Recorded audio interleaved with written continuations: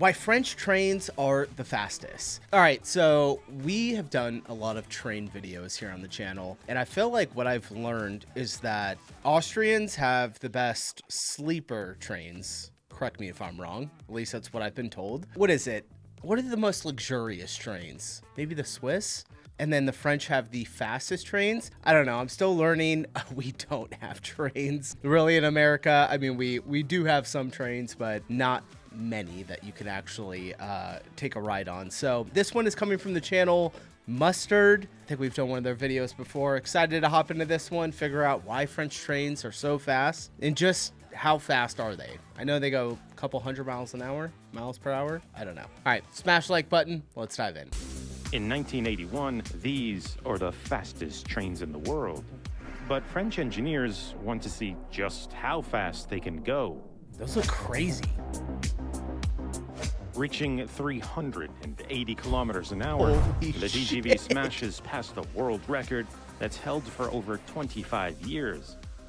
The French have something to prove, because 40 years ago, amid controversy and doubt, this train took on the plane and won.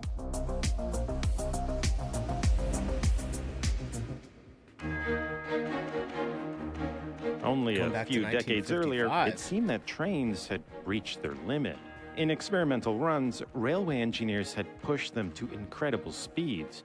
But in actual service, trains around the world weren't anywhere near as fast, nor were they getting any faster. In the 1950s, they ran at about the same speeds as they did in the 1930s. The problem was, engineering a faster locomotive would only get you so far. With many rail lines having been built a half-century earlier, they had sharp curves, steep grades to climb, and outdated signaling that just couldn't handle higher speeds. Getting trains to go faster would mean having to rebuild the tracks they ran on, which was not only expensive, many were convinced it was pointless. Because the 1960s was the dawn of the jet age. Air travel offered unparalleled speed, while the automobile promised unmatched freedom and convenience. The train was no match for either. Around the world, billions were spent building new superhighways. Short-haul air routes were growing in popularity, and just around the corner, new technologies and radical transport solutions. I gotta say, this must have been a wild time to live through. I'm just like constantly waiting for some cool new infrastructure that we can do in my country, and it's just not happening. We need it really bad, but just imagine like growing up and then cars come about, airplanes, you kind of already had trains, but they get really, really fast. It really must have been just absolutely amazing. Promised to reshape travel entirely. Many saw trains as an antiquated 19th century technology. But halfway around the world, the Japanese were about to change everything. When everyone else had given up on railways, the Japanese had just completed one of the most ambitious rail projects of the century. Building more than 500 kilometers of near perfectly straight track, tunneling through mountains, and constructing over 1,000 bridges. The Japanese called it the Shinkansen, and when it opened in 1964, the trains on this new railway ran at over 200 kilometers per hour, faster than anywhere in the world. The Shinkansen was a new kind of railway, one reserved exclusively for high-speed trains. Taking the most direct route possible, it cut the travel time between Japan's two largest cities in half. But it wasn't just its speed that was impressive, it was the scale. The Shinkansen could move a huge volume of people. A single train carried nearly 1,000 passengers, and over 120 trains ran every single day, one every 15 minutes. In just the first 3 years, the Shinkansen moved more than 100 million passengers, and two cities located nearly 500 kilometers apart were seemingly pulled closer together. But as the world looked on in admiration, railway engineers in France were dismayed. The French were no strangers to getting their trains to go fast. Only a few years earlier, French engineers had set a remarkable train speed record, putting themselves at the forefront of railway technology. In areas of acceleration, braking, and electric pickup at high speeds, they were world leaders. But none of that seemed to matter, because the top brass running France's railways, the SNCF, lacked vision. Facing record deficits, they were obsessed with short-term fixes, cutting costs, reducing service, and closing down rail lines. But the opening of the Shinkansen sparked a profound shift in thinking. Up until then, the fastest trains in France had almost always been luxurious trains, scheduled to run maybe once or twice a day, with all first-class seating and expensive fares. But the Japanese had shown how speed and frequency were commodities that could be sold to an eager public. And that got them thinking. In the preceding years, French domestic air travel had exploded in popularity, a trend that was only expected to continue. But the irony was that an ever-increasing share of the time flying to a destination was actually spent on the ground, stuck on congested roads or in crowded airports.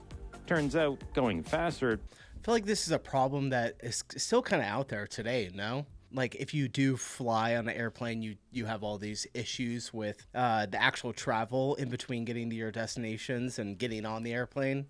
And the SNCF could use that to their advantage. At distances of up to 1,000 kilometers, a high-speed train scheduled to run frequently could go head-to-head with the airplane. And if it was made affordable, it could win back passengers. Within months, SNCF went on the offensive with a bold plan for high-speed point-to-point connections between major cities. But where the Japanese had spent enormous sums building an entirely new rail network, right down to all new stations, that wasn't going to work for the French. SNCF would have to keep costs down, utilizing as much of their existing network as possible. Instead, they'd focus their efforts on developing a new kind of train, experimenting with locomotives powered by gas turbines taken straight from military helicopters. Using aircraft technology had a few key advantages. Gas turbines were light and powerful, and they would allow trains to run on steeper grades, so tracks could be built with fewer tunnels and bridges. And kerosene-fueled gas turbines would eliminate the need to build expensive overhead lines. And the French were prepared to take it a step further than the Japanese, aiming for dramatically higher speeds. Making them faster? In 1972, SNCF unveiled the TGV 001, an experimental train with cutting-edge technologies and a top speed of more than 300 kilometers per hour. This was a train designed to sell high-speed rail to a skeptical public. World-renowned designer Jacques Couper was hired to design a train that didn't look like a train. Taking inspiration from his earlier work on sports cars, Couper gave the TGV bold, sleek lines that were undeniably cool. Gone were the opulent rail cars of earlier French express trains, replaced with modern aircraft-like cabins. Gas turbines produced an impressive 5,000 horsepower and powered electric motors that drove each of the train's wheels. Articulated bogies reduced weight, improved stability, and offered a smooth, quieter ride. In testing, the prototype racked up over 500,000 kilometers and accelerated beyond 300 kilometers per hour more than 175 times. Just about anyone with political sway was invited to ride the train of the future and hear SNCF's vision for high-speed rail. With proven technology, the French were on the verge of putting the world's fastest train into service. But many leaders wanted nothing to do with the TGV. There were fears that it would be a Concorde on rails, another massively expensive vanity project without hope of ever turning a profit. Others dismissed it as benefiting the wealthy, with new lines skipping past smaller cities to serve the Paris elite. And there were still competing visions for the future of French transport. The Aerotrain, a radical tracked hovercraft that ran on an elevated concrete guideway, was also making headlines. With a promised speed of over 400 kilometers an hour, it stole some of the TGV's thunder and gained considerable support. What the hell Meanwhile, is that? the Civil Aviation Administration pushed for the development of airliners capable of short takeoff and landings, and even the construction of compact runways right in the center of Paris. Support for the TGV wasn't anywhere near what the SNCF hoped for, and things would only get worse. In 1973, the price of oil began to skyrocket, rising nearly 300% in a single year. Oil exporting nations in the Middle East had imposed an embargo on the West, sending shockwaves throughout the global economy and causing widespread fuel shortages.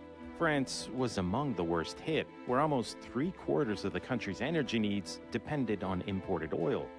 After years of development, SNCF found itself having gone all in on fuel-thirsty gas turbines right as the era of cheap oil was ending.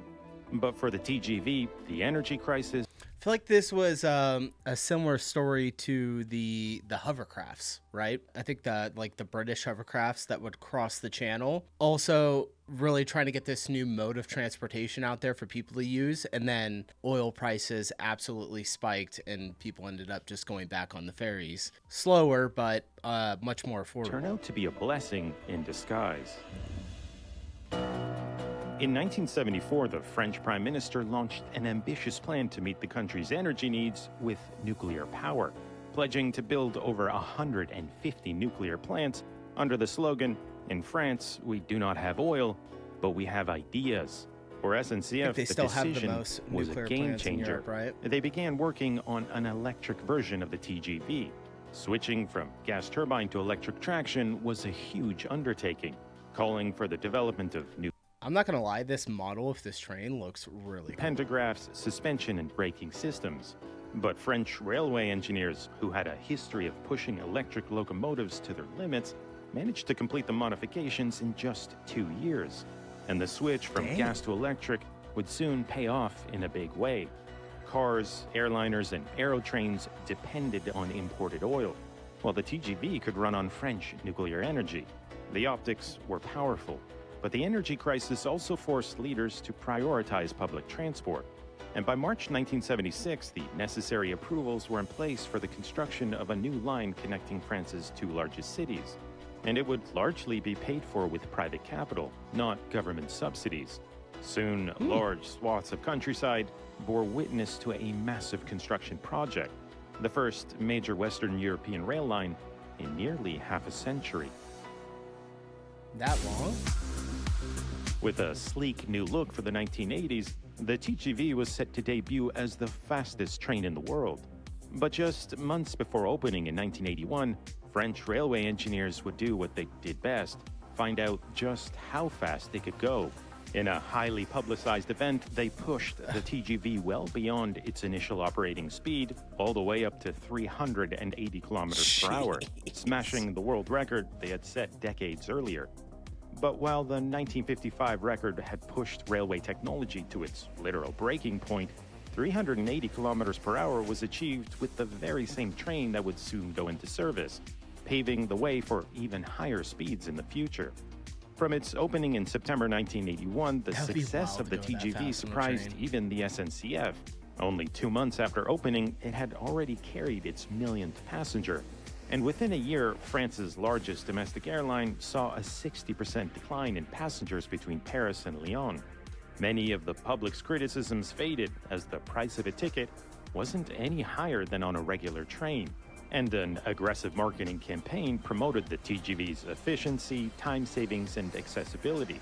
And as if on cue, politicians who had vehemently opposed the TGV in the 1960s and 70s now proudly proclaimed their support for it all along. Almost immediately, SNCF began to plan for new lines connecting more French cities. Over the years, service speeds also increased, and in experimental runs, French railway engineers continued to push the limit, ultimately reaching 574 kilometers an hour in 2007. A railway speed record. It has been a very long time since we did the fastest trains that had like video footage from. I don't remember 575 kilometers an hour. To this day, like the Shinkansen, the TGV was an immediate technical and commercial success, and by the mid-1980s, it had become a symbol of national pride, a nearly 2-decade-old vision that had finally been confirmed. The train had taken on the plane and won. And as a testament to the forward thinking of railway engineers, today high-speed rail is more relevant than ever.